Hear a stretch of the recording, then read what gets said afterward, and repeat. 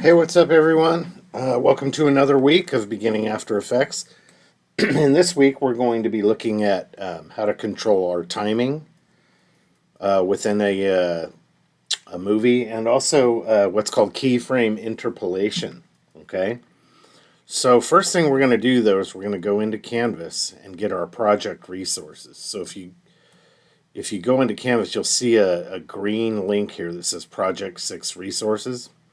First thing I'm going to do though is I'm going to go out onto my desktop here and I'm going to make a folder and call it the same thing. Project 6 Resources, so you can organize your files that you're going to need to use.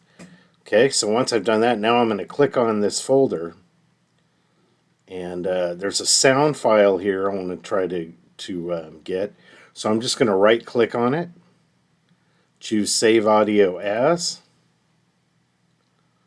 and I'm just going to call this sound effect just to make it easier, because I'm only going to use this one. And I'm going to go ahead and save it on into my Project 6 Resources folder. It's an MPEG-4, M4A, so click Save. And then here, we're also going to save this track. So I'm just going to right click on it, Save Image As. We'll call it 6 Path, that works for me. And we're going to go right to the Project 6 Resources again. So click Save. So you should basically have this track. Perfect. And this sound effect, which is an M4A file. Okay, so those are the two files that you'll need for this. And then the next thing we're going to do is set up our file. So we want to go into After Effects.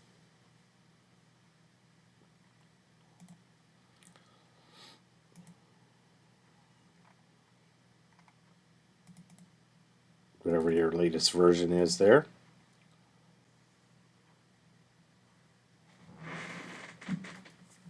Okay, click OK. Again, we're going to do a new project, new composition here. Our settings here are going to be 640 by 480 pixels, which I'm already set up here, which is nice. So 640 wide by 480 high. 5-second duration at 15 frames a second, so our frame rate's going to be 15. And our duration is already set for 5 seconds, so we're good to go. Click OK. And then the next thing you want to do is import those resources that you brought into that folder. So now we're just going to go, or actually I can just move this over. Let's minimize this. And let's just grab our project resource, or open that folder, just drag them in. Okay, so we have our path here, and now we're going to bring the path. Now notice here the path, I've already sized it for you. So it's already 640 by 480, so that's kind of nice. So you can just go ahead and bring your path down to the timeline here, and notice there it's already set up for you. So I handled that for you guys. And then the next thing we're going to do is we're going to create an object that's going to go around in this path and hit certain points at times when we want them to. So we're going to make the object. So your job is to make an object in Photoshop. So that's what we're going to do in the next part of the video. Okay, so I've went ahead and opened Photoshop here, and so we're going to do a new file. And here, it doesn't matter which one you choose. I'm going to do 640 by 480 at 300 parts per inch. Create, and there's my background there. And I'm just going to make a little object. I'm going to make a little guitar that looks, you want to make something that looks like an arrow going in a certain direction maybe, or something that looks like it's heading in a certain direction, I guess. So I'm going to make a little guitar here, a flying V, so to speak.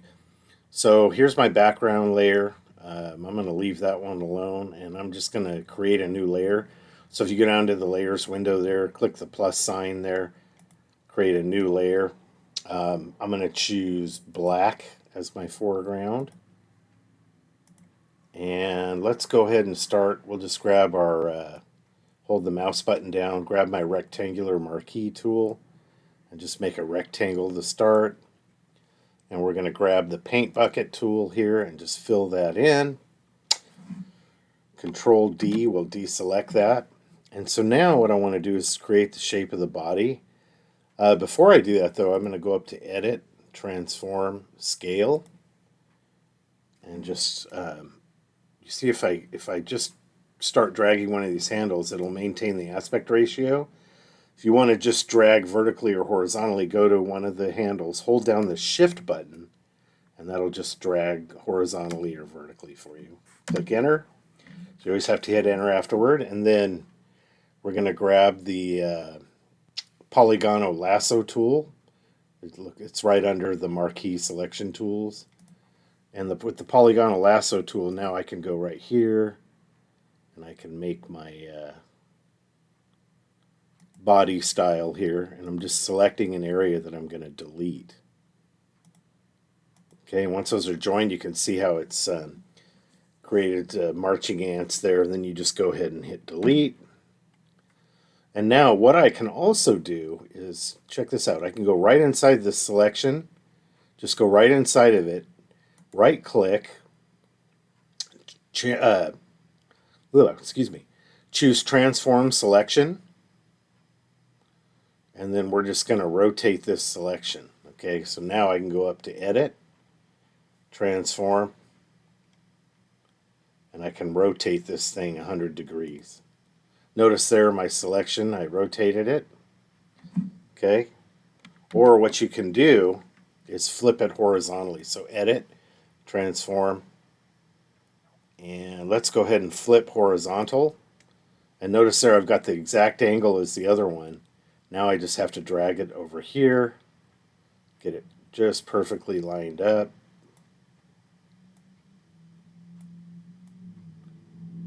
Okay, a little bit more. Getting sloppy here. But you get it, if you get it lined up just about right, you should be able to delete all of that.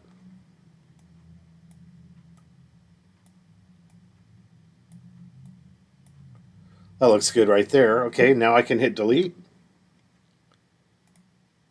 Oh, let's hit enter first. Now you have to hit enter and then hit delete. And notice there I got a little bit of leftovers there, so I can just go up here around the selection area, hit delete, and just move it into the areas where I want to delete it. Deselect it, and there's my basic body there. Click OK and get rid of that. Now I can grab my move tool up here, the cross here on the top of the toolbar, and I can move this around if I want. Probably the next thing to do would be to grab my Polygonal Lasso tool again. And just kind of eyeball it here. Yeah, let's see. Yeah, it looks pretty good right there. About there. Hit delete. Control D, and there's a basic body shape there I can use. Now if I wanted to round these corners too, another cool way to do it is to grab my ellipsis tool, make a circle, let's say about there, maybe a little wider than the rest of it, and then just move this thing around. Yeah, maybe about right there. And then what I can do is, see, if I grab my eraser tool, let's see, if I grab, here's my eraser tools right here. If I grab this and start erasing, it's only going to erase what's inside the selection. Control Z will undo it. So if I want to erase anything on the outside of that circle, I have to go up to Select and choose Inverse or Shift Control I. Bracket tool will bring your eraser down a little bit. Now when I erase on the outside, it'll just get what's on the outside of the selection there on the edge. And so it creates a nice rounded area for me. And now I can go in the inside of this, click, if I select the Marquee Selection tool again, go right in the center here. Oops, Control Z.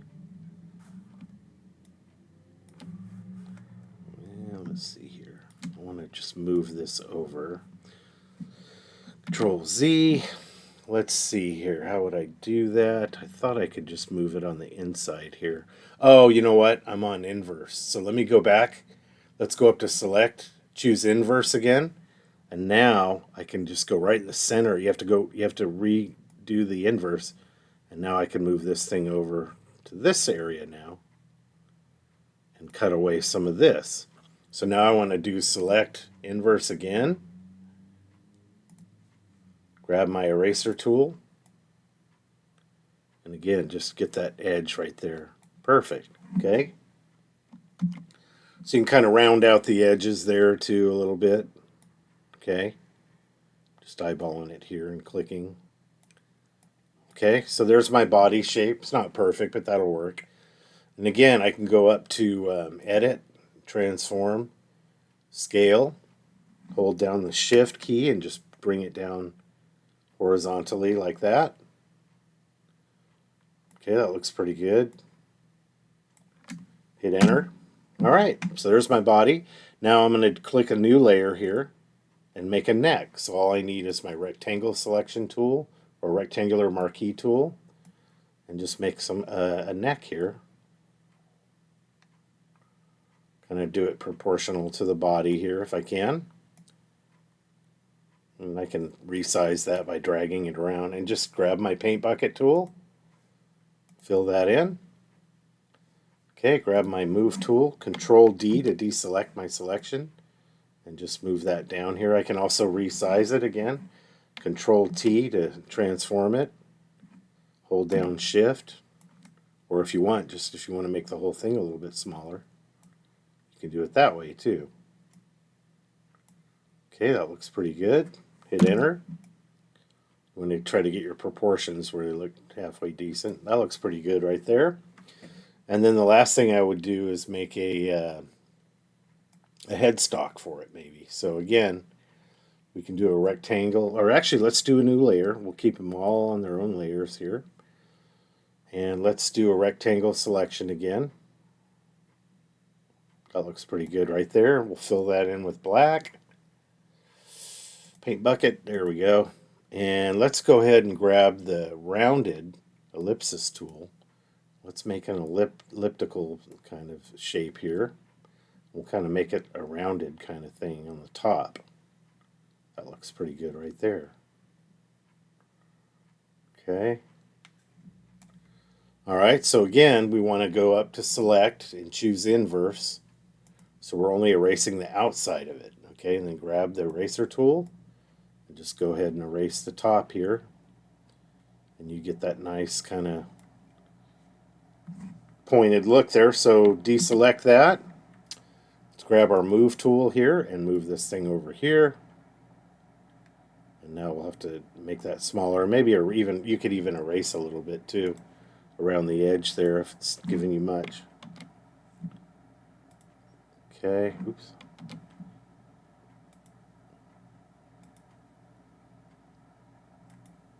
Oops. Here, I got a better way to do this. Let me show you. You can also grab the rectangular tool and do it that way. That's probably going to work better anyway. Hit delete, move it over.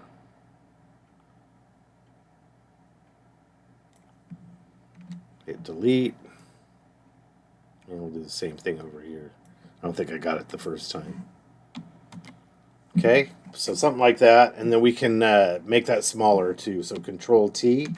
This time I'm not going to hold down Shift. I'm just going to make the whole thing a little bit smaller.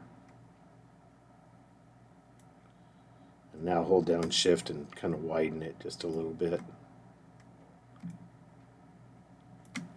Oops. Too much there. Hit Enter. Okay. And let's do one more here. Get this right this time. There we go. That should look pretty good. Okay, and then inverse. Again, select inverse or Shift, press Control I. Grab your eraser and just go around and clean that up a little bit. Okay, so it's looking pretty good there. So let's say that's what I want to use for my pointer. So now I can combine all these layers into one. So just make sure you're on the layers, one of the layers that you want to combine. I basically want to combine 1, 2, and 3 without having the background on there. So I'm going to turn the eyeball on the background off, and make sure I'm on one of the layers that I want to combine into one. Then I'll go up to Layer, and I'll choose Merge Visible. Now watch what happens over here in the layer window when I click this. When I choose Merge Visible, now this guitar is all on one layer. All the parts become one. The background is separate, so that's perfect. That's what we want. So without having the background on, we're going to save this out as a PNG file, and that way the PNG will eliminate the background for us, okay? It'll keep it without a background. So basically, here's how you do it. You can go right on the layer if you want, and you can do a quick export as PNG. That's the way I do it because it's easier. Right-click, quick export as PNG. We're going to call this Flying V. And a PNG file is what we want, and we're going to save it into that folder that I made on the desktop, Project 6 Resources. Okay, so I'm going to find that folder. There it is. Double click it. Go ahead and click Save. And that should be all it takes. So let's take a look and see if it's in the folder. Okay. So let's see. Project 6 Resources. And there it is. Okay. And you can see it's just the object. There's no background on it. So that's what we want. Okay, so now we have our path here in our After Effects file. Now we want to bring in our object. So File, Import, File. We're going to bring in our Flying V from our Project Resource folder. Click Import, and there it is. And let's go ahead and bring this down onto the timeline. Bring it up above the path. And let's open this up. And we'll go ahead and scale it down to about as big as you think it should be. That's probably good right there. And now I can also grab it and bring it over here. Before I do that, though, I wanted to show you in the center here, you see this little anchor? That's the anchor point of the object, okay? And you probably want that to be in the center of your object. Sometimes when your object comes in, for example, it may not be in the center. If you notice here, when I move the anchor point under Transform, it's up here now, above the guitar. So when I rotate, watch what happens. It rotates along that anchor point. That's not good, right? You want the object to rotate from its center of rotation. So if you have to adjust the anchor point, you just move your object to where until the anchor point is about in the center of your object, about right there. So you can see there now. Now my anchor point's in the right place, in the center of the object. So when I rotate it, now it's going to rotate along the right center of gravity, okay? So that's good to go now. So we'll bring our guitar over here in our 0 position here. And maybe we'll make it a little bit smaller. That's probably good right there.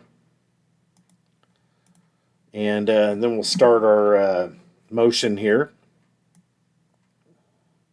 So you want to get your object set up at the beginning here. And we're going to make sure your scrub key here is at 0. We're going to click Position keyframe here to start it. And we make that initial keyframe. Then I want you to go up to the Animation menu and go to what's called Keyframe Interpolation. And just click on that and make sure that your spatial interpolation is set to linear, which mine already is, so yours is probably already defaulted to linear. That's good, just leave that alone. So that should be linear. Click OK. Now, if you look at the assignment sheet, it also tells you you need to be at point number 2 at 2 seconds on the timeline, right? So how do we get there? Well, we have to go around this curve until we get to number 2 here. So let's go ahead and start. We're going to move the timeline, and I'm going to just go maybe about a half second or 5 frames. Sorry, not a half second. Every 5 frames, and then move the object. And notice there it's creating my motion path for me. Maybe about right there. Again, 5 more frames. Move the object. That's probably good right there. We'll make adjustments later. Now we're 1 second in. Okay, and you just keep going. trying to make them close to equal distant from each other. Okay. And we'll go about right here. And then at 2 seconds, we should be over here, right? So that, I know this looks funky here, so I'm going to move these around now. Now you can move these keyframes.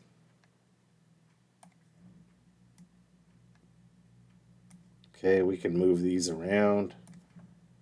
You can even create a couple more if you need to. Let's go back.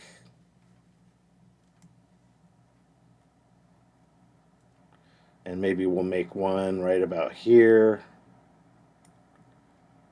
So right there, if you see that right here, now that I'm along the timeline there, notice there I just moved the object and it automatically created one. So you can make some keyframes in between here, which is what I recommend. Then you just move your object after you move your scrub key.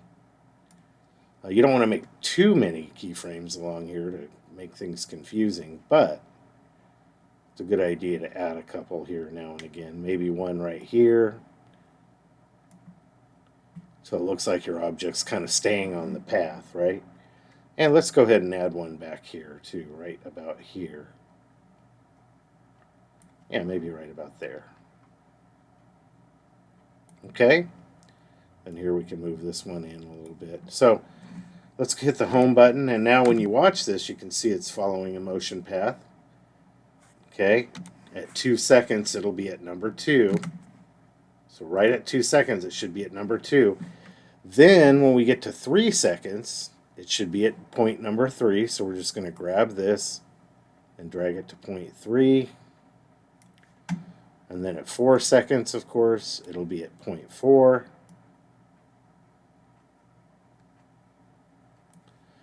And then, of course, at 5 seconds, we'll be back at the beginning, right? So we'll just drag this back to where we started, pretty much.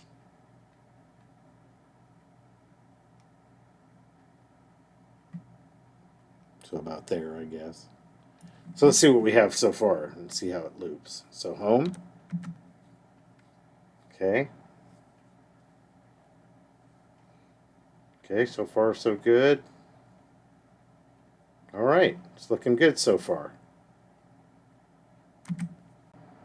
Okay, so now we have our points, and you can see the objects moving along the timeline. The points are pretty angular, and so in the round parts of the track, I want to make these smoother. So if you remember, if you go to the pen tool, and this is what you'll see, the pen tool, you can switch to the convert vertex tool, or the shortcut is Control Alt.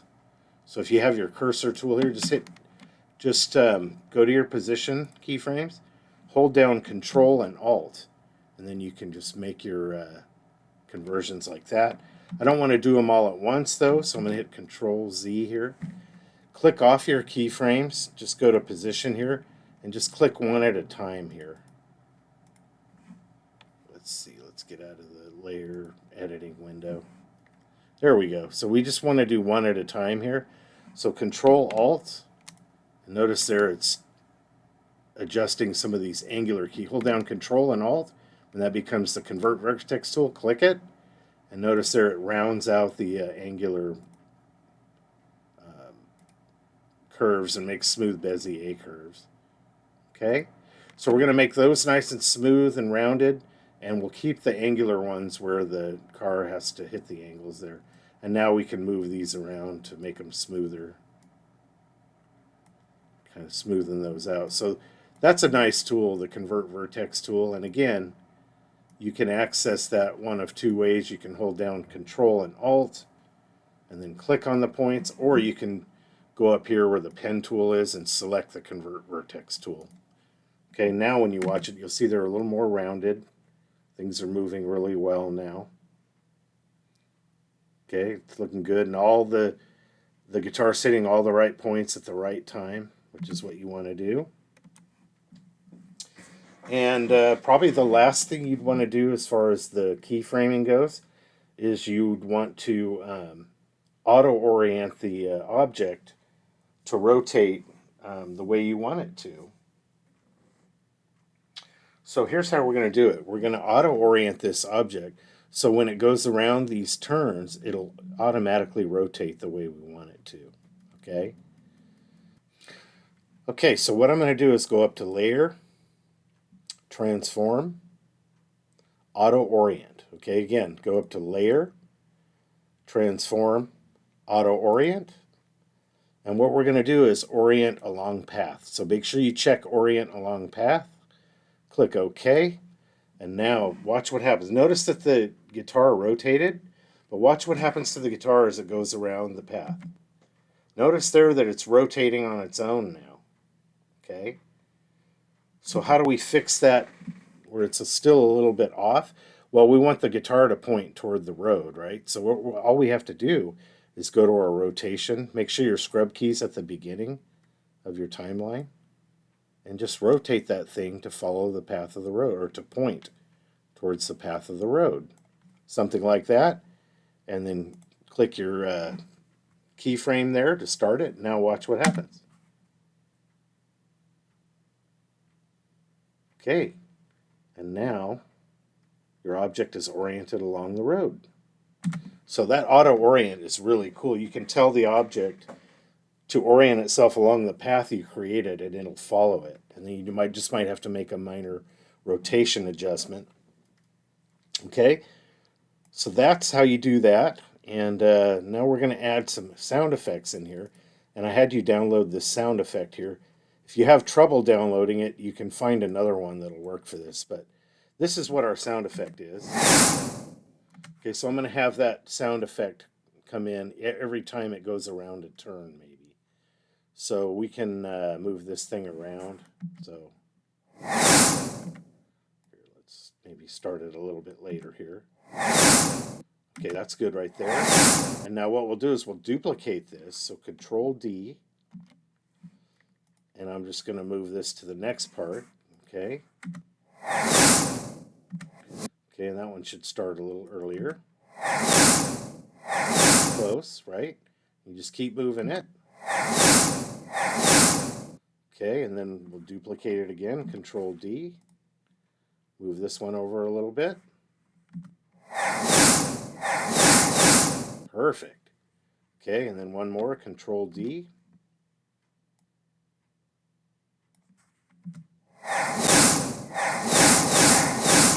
Okay, this one comes in a little too soon. Maybe this one, move that one over a little bit too. And just move them around until you get the timing right. Close. This one's a little bit off.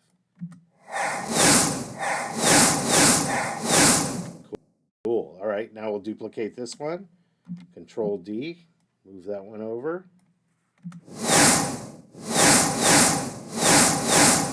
That one comes in way too soon, right? Okay, so here's what we have so far.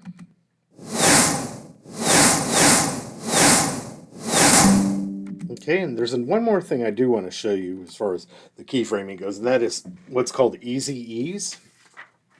Okay, so when we get to these angles, I want the object to kind of ease into it. So when we get to, in other words, when we get to points 2, 3, and 4, I want those kind of to ease in. So let's click those points. So we can select these 3 points. Let's just draw a selection around them right here. And we're going to choose what's called Easy Ease. So we're going to go up to Animation again. We're going to go to Keyframe Assistant and choose Easy Ease on those 3 points. And watch what happens now when this thing travels. And notice here, you can tell that your effect worked when you see these keyframes change to more of a, almost like an hourglass down here on the timeline. You can see that they're different than the other keyframes. So that's what we applied easy. Now watch what happens when they hit 2, 3, and 4 here. Notice here they kind of stop and ease into the corners. So you want to apply easy ease to the corners there if you want it to look like it's kind of easing into the corner, because that's a tight corner, right? Stops things. That's what easy ease can do, is it can kind of slow your object down and then ease it into the path that it's going into. So that's how Easy Ease works. And you can see here that the keyframes here look different in 2, 3, and 4. Okay, so in the last part of the video, we want to create the illusion that the guitar is, as it's traveling on the road, that as it gets around the curve here, it's going to look like it's going underneath this road. And then the same thing over here by point 4. So point 2 and 4, we need this road to be above it. Now, if you watch it now, it's not doing it. It's going right over it here. So we need to create that illusion that it's going underneath the road above it. So what we do, the simplest way to do that is to take your path here. We're going to take this path here, which is a 6-path JPEG here, and we're going to duplicate it. So Control D. And what we do is we're going to put this layer above the flying V. Okay, so we have this configuration where we have the path on top, the flying V in the middle, and then the path beneath that. Okay, so what we do is, now that we have the path on top here, we are going to zoom in on it. Okay, let's grab our hand grabber here. And again, let's zoom in even more so we can get into great detail here. And again, make sure you're on the top layer, 6-path. And as this thing travels, it's going to create the illusion that it's going underneath this. So what we're going to have to do is mask out a huge area and right here to preserve that. And so what we do is we grab the pen tool, and again, make sure you're on the top path layer above the flying V layer. Grab the pen tool, and we're going to basically just draw out the mask like so, and you want to follow the lines as closely as possible. This one you want to get you want to get as accurate as possible, not pretty accurate. Yeah, I think this thing's going to have to be a pretty big mask here. So let's just keep drawing here. We're going to mask out this entire thing. Okay, and then I'll grab my hand grabber there, of course, and keep going. Now I'll grab my pen tool again. And that's probably about where we want it, right there. Okay, and then I'll come over here. Same thing on this side. We want to be, pretty accurate to the lines here.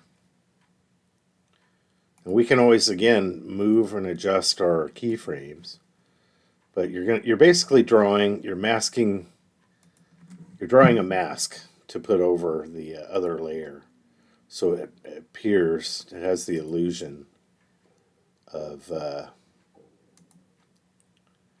traveling underneath this road here. Okay. So again, get as accurate as possible here. I probably did too much here, but that's okay. Here it doesn't have to be quite as accurate. But watch now when here, let me zoom out so you can see this.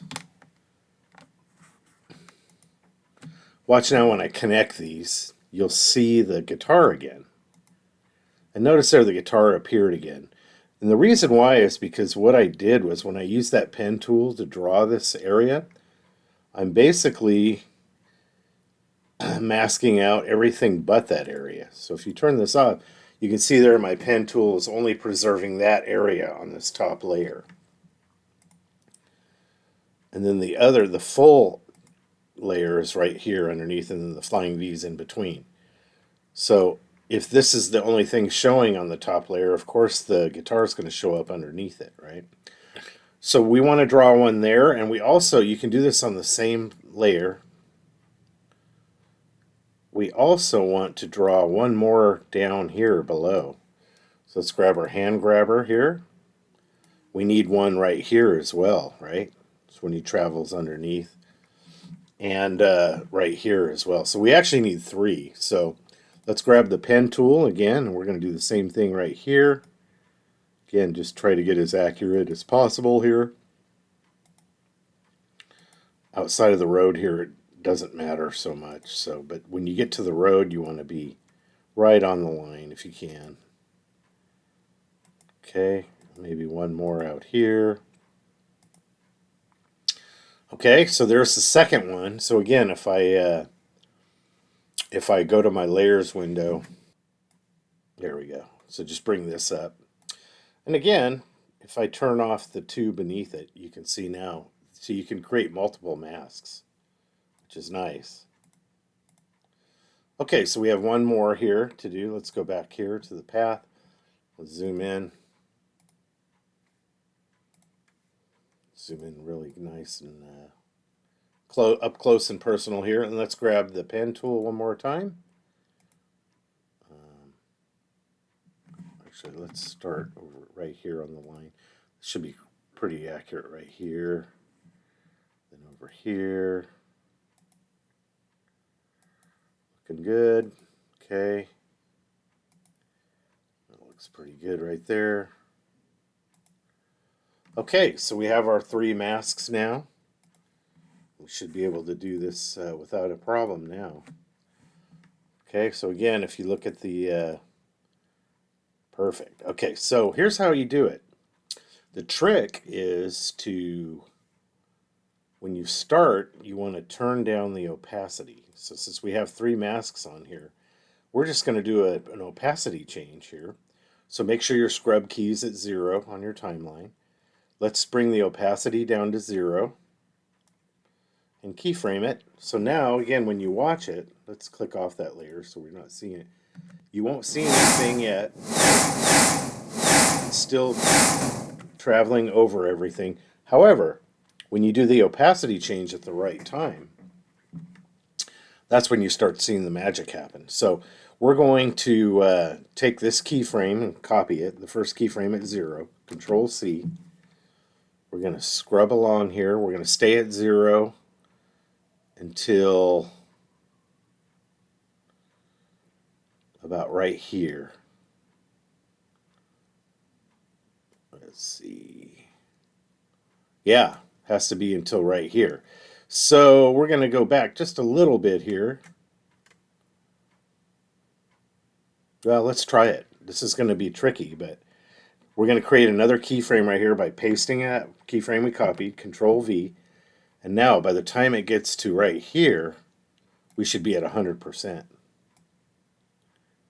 Okay, now the opacity is up on this thing, and we're going to travel around, and now you can see it looks like it's going under the road because we turned up the opacity on our masks. All of a sudden they're 100%, they're covering. So that's kind of how it works, okay? So we went from 0 opacity on this top layer, where it's transparent, you can't see it, all the way to 100% immediately. So let's see how it worked out. Okay, let's turn back our layers.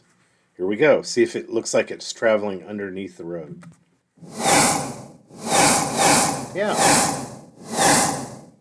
Looks pretty solid to me. And that, I believe, completes the project. So whatever track you choose, you're going to want to apply the mask on a layer above your object so you can play with that opacity and create the illusion that the vehicle is traveling underneath the road.